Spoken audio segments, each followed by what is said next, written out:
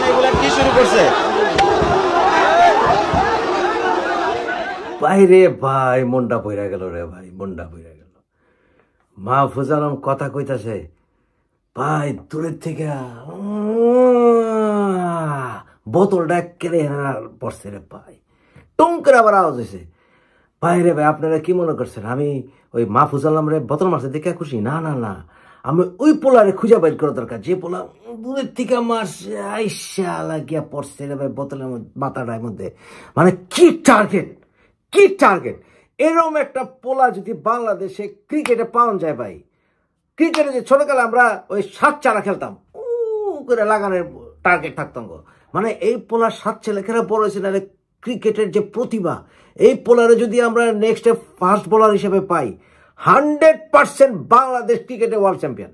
আমি এই মাহফুজ আলম বুঝি না, এরা তো 2 দিন পরে জুতা খাইবো, মাহফুজ আলম খাইবো, যত সমন্বয়কারী সেরা খাবে, তা বহুত আগে কইছি আপনাকে।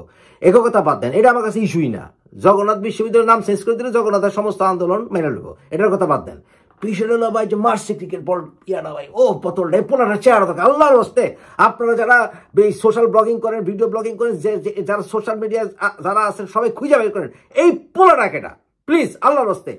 ও কি টার্গেট রে ভাই, কি টার্গেট! আপনি পারবেন? আপনি পারবেন? এতগুলি ভিড়ের মধ্যে একেবারে জায়গা মতো ফিট। এটা তো অন্য কারো কান্দে পড়তে পারতো, অন্য কারো মাথায় পড়তে পারতো, একেবারে মাহফুজ আলম বহুত দূর থেকে মারছে গেলাম। হালা একটা জিনিয়াস রে ভাই, হালা একটা জিনিয়াস, যে বোতলটা মারছে।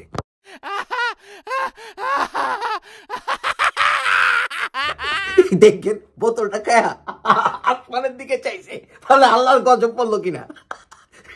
আল্লাহর ওলি রে, জামাত শফিকুর রহমানের ওই জামাত রে বাজে কথা কয়, আসমান থেকে গজব পড়লো কিনা, আসমানের দিকে চাইছে লগে লগে ভাই।